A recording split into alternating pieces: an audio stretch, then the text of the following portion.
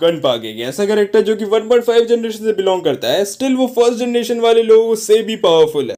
Lookism में सबसे ज्यादा ऑरा फार्मिंग करने वाला कैरेक्टर गनपाक। वेल, बहुत से लोगों ने लुकिज्म सिर्फ इसी बंदी की वजह से देखनी शुरू करी थी, क्योंकि इसको सबसे स्ट्रॉन्गेस्ट इसीलिए नहीं बोला जाता है क्योंकि ये सिर्फ लुकिज्म में आया और अपना काम किया और चला गया। नहीं, ये आता है, लुकिज्म में तहलका मचाता है, और अभी तक लुकिज्म में इस बंदे की झलक देखने के लिए लोग बहुत ज्यादा एक्साइटेड रहते हैं। अब देखो, मैं जानता हूं तुम में से बहुत लोग सोच रहे होंगे कि गनपाक स्ट्रॉन्गेस्ट कहां पर है, स्ट्रॉन्गेस्ट तो कीटे किम है या फिर जेम्स ली है। नहीं, गनपाक भी इनके लेवल पे ही स्टैंड आउट करता है, और इसी बारे में आज हम बात करने वाले हैं। बेसिकली ये गनपाक का कैरेक्टर एनालिसिस तो नहीं होगा, बट हम थोड़ी बहुत फीट्स की बात करेंगे गनपाक ने जो अचीव करी है लुकिज्म के अंदर, क्योंकि ये वीडियो है अबाउट गनपाक इफेक्ट। तो हम जानने वाले हैं गनपाक का क्या इफेक्ट है अभी तक लुकिज्म मानवा पे। साथ ही साथ हम बात करेंगे कि उसने जितने लोगों को भी ट्रेन किया है अभी तक, उन लोगों ने कितना इफेक्ट डाला है लुकिज्म मानवा के अंदर।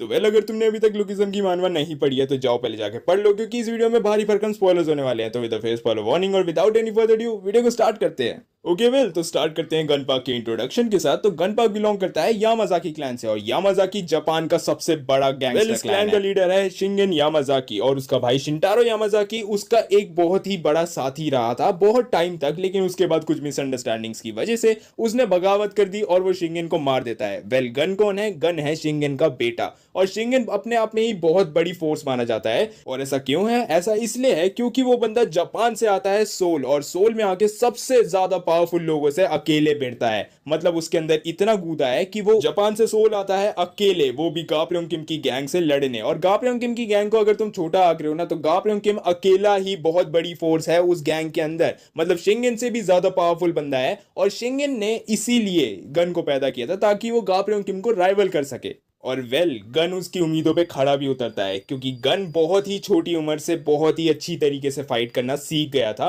वो बहुत ही छोटी उम्र से, मतलब बहुत ही छोटी उम्र से, मतलब बहुत ही छोटी उम्र से वो पूरी की पूरी गैंग्स को लपेट देता था। मतलब छोटी मोटी गैंग्स को, ऐसा भी नहीं कि बिल्कुल गापरों किम से जाके भिड़ रहे हैं, नहीं, ऐसा नहीं है। ओके, तो वेल, इंट्रोडक्शन के लिए बस इतना ही था गन पाक के बारे में। वेल, अगर बात करें हम गन पाक इफेक्ट के बारे में, तो देखो गन पाक एक बहुत ही ज्यादा एसेंशियल कैरेक्टर है लुकिज्म मानवा के अंदर। और सबसे पहले हम बात करने वाले हैं रिकॉग्नाइजिंग, मतलब अगर गन आपको रिकॉग्नाइज कर देता है, मतलब अगर गन किसी भी कैरेक्टर को रिकॉग्नाइज कर देता है, तो इसका मतलब उस बंदे के अंदर बहुत ज्यादा पोटेंशियल है, और गन ही उसको रिकॉग्नाइज कर सकता है। और गन अगर उसको ट्रेन कर दे तो फिर बात अलग ही हो जाती है। तो यहाँ पे रिकॉग्निशन और ट्रेनिंग की बात करते हैं। तो सबसे पहले तो गन ने जितने भी लोगों को आज तक रिकॉग्नाइज करा है या फिर जितने भी लोगों को अप्रिशिएट करा है उनके टैलेंट को लेके, वो लोग बहुत ही ज्यादा फाइटिंग फीट्स अचीव कर लेते हैं। तो बात यहाँ पर यही आ जाती है कि गन जिसको भी रिकॉग्नाइज कर देता है उस कैरेक्टर के चार चांद लग जाते हैं। और गन ऐसे ही किसी को भी रिकॉग्नाइज नहीं करता, मतलब चलते फिरते फुटपाथ पे भिखारी को थोड़ी रिकॉग्नाइज कर देगा कि ये बंदा फाइट कर सकता है, नहीं, ऐसा बिल्कुल नहीं। प्लस यहाँ पे एक और फैक्ट कि अगर गन किसी से लड़ रहा है और अगर गन उससे लड़ते हुए बहुत ही ज्यादा एक्साइटेड है, तो इसका मतलब वो कैरेक्टर बहुत ही अच्छे लेवल की फाइटिंग कर सकता है। साथ ही साथ वो गन को राइवल करने के भी लायक है।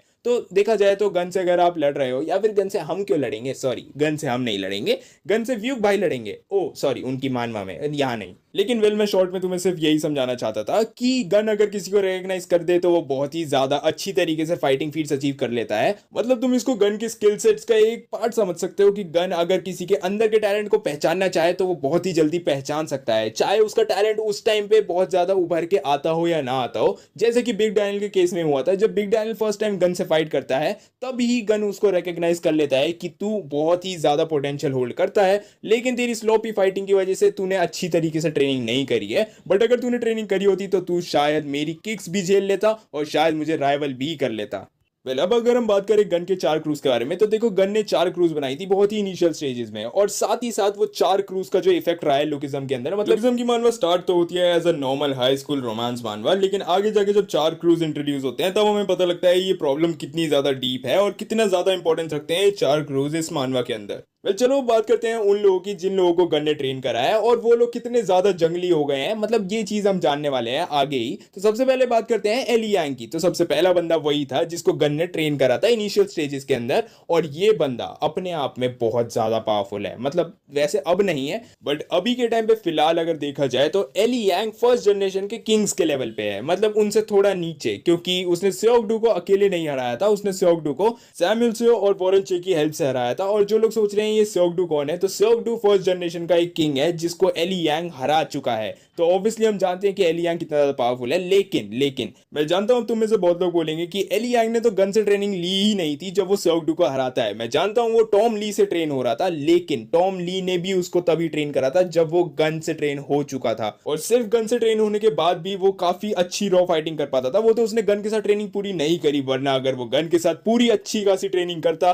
तो वो आज ओजी डैनियल से भी अच्छा मास्टरपीस बनता। क्योंकि ओजी डैनियल की लेजेंड अगर देखा जाए तो ओजी डैनियल काफी छोटा था, लेकिन यही अगर हम बात करें एली यांग की, तो एली यांग काफी मैच्योर्ड था उस टाइम पे भी। और साथ ही साथ एली यांग के पास कुछ ऐसा था जो कि ओजी डैनियल के पास नहीं है। ओजी डैनियल के पास कॉपिंग की स्किल है, ये मैं मानता हूं, लेकिन देखा जाए तो एली यांग के पास काफी ज्यादा पोटेंशियल था अपने आप को ग्रो करने का। वो तो अलग बात है कि उसने ट्रेनिंग छोड़ दी बीच में ही, वो भी गन की ट्रेनिंग। यार गन की ट्रेनिंग बीच में कौन ही छोड़ता है। लेकिन वेल जितने भी टाइम वो गन से ट्रेन हुआ, गन ने उसको आइकिडो की ट्रेनिंग दी, साथ ही साथ गन ने उसकी एनिमल इंस्टिंक्ट को कंट्रोल करने के लिए उसको स्टन बैटन्स यूज करना सिखाया, जिसकी वजह से वो अपने रॉ फाइटिंग स्किल्स को पूरी तरीके से कंट्रोल में रख सके और सिर्फ तभी अनलीश कर पाए जब उसको बहुत ज्यादा नीड लगे। तो देखा जाए तो गन का मास्टरपीस तो एली यांग ही बनना था। वो पता लगे कि एली यांग ने गन की ट्रेनिंग बीच में ही छोड़ दी, जिस वजह से गन काफी ज्यादा डिसअपॉइंटेड था एली यांग के। और इसलिए वो एली यांग को बोलता भी है कि तेरे अंदर बहुत ज्यादा पोटेंशियल था, कि तू किंग लेवल बन सकता था, लेकिन तूने सिर्फ अपने कुछ पर्सनल रीजंस की वजह से अपनी पूरी जिंदगी पे हक दिया।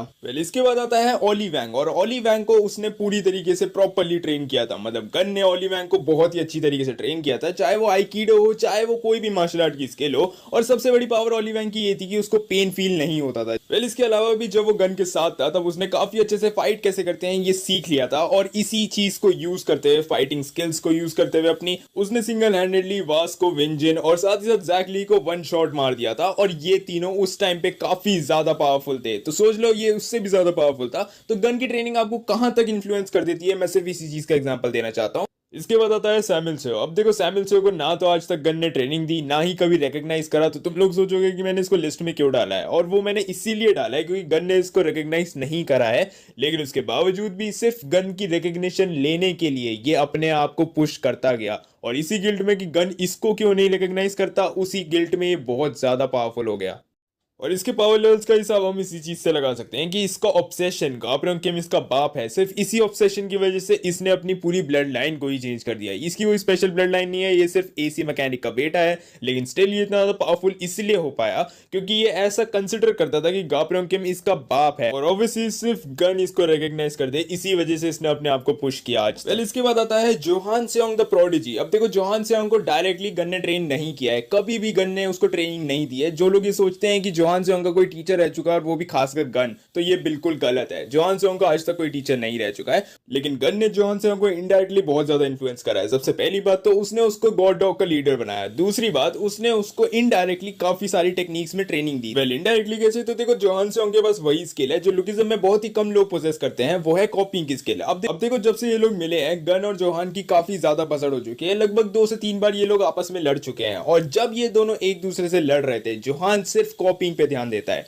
जोहान ने क्योकुशिन कराटे सिर्फ और सिर्फ गन की ही कॉपी करी है, और गन ने आज तक जितने भी लोगों को क्योकुशिन कराटे, चाहे डायरेक्टली या फिर इनडायरेक्टली, वो लोग अपने अलग ही जोन में बैठे हैं। जैसे कि हम जानते हैं कि ओजी डैनियल काफी अच्छी तरीके से क्योकुशिन कराटे का यूज कर सकता है, जोहान सेओंग काफी अच्छे से क्योकुशिन कराटे का यूज कर सकता है, और उसके बाद आता है मौत का खेल जो कि है एसबी डैनियल, मतलब सेकंड बॉडी डैनियल, और उसकी क्योकुशिन कराटे इन दोनों से काफी लेवल्स ऊपर है। और उसका सिर्फ एक सिंपल सा आंसर है, क्योंकि उसके पास परफेक्ट बॉडी है। वेल इसके बाद आता है हमारा लास्ट गन का डिसाइपल जो कि है OG Daniel, which is the only masterpiece he produced till date. मतलब गन का अकेला मास्टरपीस जो पूरी मानवा के अंदर गन से प्रॉपर्ली ट्रेन हो चुका है, गन से प्रॉपर्ली रिकॉग्नाइज हो चुका है, गन उसको अच्छी तरीके से ट्रीट करता है, गन उसको छोटा भाई मानता है लिटरली। अगर बात करें ओजी डैनियल की, तो ओजी डैनियल के बारे में बताने के लिए बहुत कुछ है। जैसे कि जब वो गन के पास आता है ट्रेन होने के लिए, तब गन उसको ट्रेन करने से साफ मना कर देता है, क्योंकि गन को लगता है कि उसने काफी कुछ सीख रखा है। लेकिन जब वो उसको बताता है कि मैंने आज तक कुछ भी नहीं सीखा, सिर्फ कॉपी करा है, तो गन काफी खुश हो जाता है, क्योंकि गन को पता है कि कॉपिंग की स्किल बहुत ही ज्यादा रेयर है, और अगर ये पोजेस करता है तो ये मास्टरपीस बनने के लायक है। वो उसको 1 महीने की ट्रेनिंग देता है, और 1 महीने बाद, एग्जैक्टली 1 महीने बाद, हम देखते हैं कि हमारा ओजी डैनियल अलग ही बंदा बन चुका है। मतलब जब वो सोफिया से ट्रेन होता है, तब वो सिर्फ अपना वेट लॉस करता है और सिस्टेमा सीखता सीखता है। वेल लेकिन जब बात आती है किसी को ट्रेन करने की, तब सबके दिमाग में एक ही नाम आता है और वो है मास्टर गन। क्योंकि मास्टर गन किसी को भी इतनी अच्छी तरीके से ट्रेन कर देते हैं कि आगे अगर वो किसी से भी भिड़ने जाए तो सबको दिख जाए कि हाँ भाई ये गन का मास्टरपीस है, इससे दूर ही रहना। और ये चीज शाओलोंग भी बोलता है जब वो पिछली बार डैनियल से मिला था, और जब डैनियल से उसने लड़ाई करी थी तब डैनियल सिर्फ एक टिड्डा सा बच्चा था, लेकिन अब गन की ट्रेनिंग के बाद उसका ऑरा कंप्लीटली चेंज हो गया है। और साथ ही साथ वो शाओलोंग को वन शॉट कर देता है। मतलब सिर्फ एक आइकिडो की मूव से शाओलोंग को हराना is the most impossible thing I have ever heard. और मैं ऐसा क्यों कह रहा हूं कि ये चीज इतनी इंपॉसिबल है, क्योंकि शाओलोंग को हराने में जेक किम को अपनी पूरी पावर अनलीश करनी पड़ी थी। मतलब एमएमए जेक विद कन्विक्शन, सोचो। और अगर डैनियल ने उसको इतनी आराम से आइकिडो की मूव से हरा दिया तो हमारा ओजी डैनियल किस लेवल पे होगा गन से ट्रेन होने के बाद। वेल इसके बाद हमारे डैनियल की फाइट होती है यू सियोंग से। अब देखो मैं मानता हूं कि यू सियोंग काफी टायर्ड था क्योंकि वो ऑलरेडी जोहान से भिड़ चुका था, लेकिन उसके बावजूद भी उसने काफी अच्छी खासी टक्कर दी डैनियल को।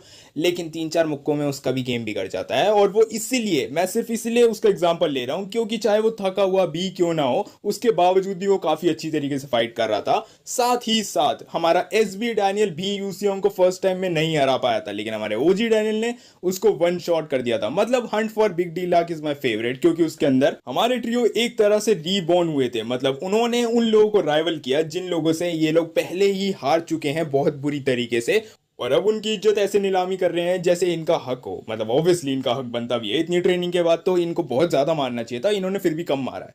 पहले इसके बाद बात करते हैं कुछ इनडायरेक्ट इन्फ्लुएंसेस की। अब देखो इनडायरेक्ट इन्फ्लुएंस का एक एग्जांपल तो जोहान से होंगे, लेकिन जोहान से उनके पास कॉपिंग की स्किल है तो वो ऑब्वियसली गन के क्योकुशिन कराटे या फिर और मूव्स भी कॉपी कर सकता है। वेल लेकिन अब हम दो ऐसे कैरेक्टर के बारे में बात करने वाले हैं जो सेकंड जनरेशन में काफी ज्यादा पावरफुल हो गए हैं सिर्फ अपने प्योर टैलेंट की वजह से और सिर्फ अपने प्योर हार्डवर्क की वजह से, और वो भी इसीलिए क्योंकि गन ने उन्हें सिर्फ एक बार रिकॉग्नाइज किया था। इनका नाम है वास्को और जैकली। अब देखो जैकली को तो गन ने एक बार रिकॉग्नाइज किया था और जैकली को उसका इतना इफेक्ट नहीं पड़ा था, लेकिन वास्को को जब गन ने रिकॉग्नाइज किया था, वास्को को 2 बार गन रिकॉग्नाइज कर चुका है, और गन ने एक बार ही तो ये भी कहा था कि मैं लोगों के नाम याद नहीं रखता, लेकिन अगर मुझे तुम्हारा नाम याद है तो इसका सिंपल एक ही मतलब है कि तुम्हारे अंदर एक पोटेंशियल है कि तुम मुझे कभी ना कभी तो राइवल कर सकते हो। वेल इसी चीज के बाद वास्को ने अपने आप को काफी ज्यादा पुश किया, और उसी के बाद वो आज इतना ज्यादा पावरफुल है कि उसने एली यांग को भी हरा दिया था वर्कर्स के एफिलिएट के आग में, जब एली यांग ऑलरेडी सेओगडू को हरा चुका था। तो मतलब एली यांग ने सेओगडू को हराया और साथ ही साथ वास्को ने एली यांग को हराया जो कि मास्टरी को टच कर चुका था।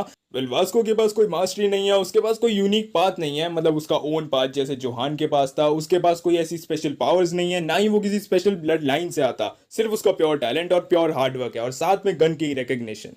Well at the end simply मैं यही कहना चाहता हूँ कि गन का बहुत ही बड़ा इन्फ्लुएंस रहा है लुकिज्म के अंदर। लुकिज्म स्टार्ट ही गन पार्क और चार्ल्स चोई ने करी थी, और हम देखते हैं कि चार्ल्स चोई का फर्स्ट जीनियस भी गन ही था जो कि ट्रेनिंग जीनियस था, और 10 जीनियसेस में one of the most powerful genius ही है। वेल लुकिज्म स्टार्ट ही 4 मेजर क्रूज के साथ हुई थी, और 4 मेजर क्रूज का क्रिएटर ही गन था। साथ ही साथ उसने गो गेम को रिक्रूट किया, उसके बाद उसने क्रिस्टल चोई को भी कुछ मूव सिखाई थी जिसको हम इनडायरेक्ट इन्फ्लुएंस में मान सकते हैं कि उसने उसको आइकिडो सिखाई थी और क्योकुशिन कराटे के 1-2 मूव्स। बट सिंपली लुकिज्म के अंदर गनपाक इवेंट का बहुत ही बड़ा रोल रहा है और बहुत ही इंपॉर्टेंट रोल रहा है। अगर हम इसको हटा दें या फिर इसको इग्नोर कर दे तो लुकिज्म के आधे चैप्टर तो सिग्निफिकेंटली ऐसे ही गायब हो जाएंगे। वेल अभी करंटली गन जेल के अंदर है, उसके बावजूद भी इसकी सलाह लेने के लिए दूर दूर से लोग आते हैं। मतलब दूर दूर से तो नहीं, मतलब डैनियल तो दूर से ही आता, मतलब आसपास से भी मान सकते हो, ऐसा कुछ नहीं है, दूर से आसपास है, लेकिन आता तो इसी के पास है। Well with that being said हम वीडियो को यहीं पर रैप अप करेंगे। अगर मैंने गनपाक इफेक्ट के बारे में कुछ भी मिस कर दिया हो या फिर अगर तुम्हें लगता है कि इस वीडियो के अंदर कुछ ऐड ऑन होना चाहिए तो कमेंट सेक्शन में जरूर बता देना।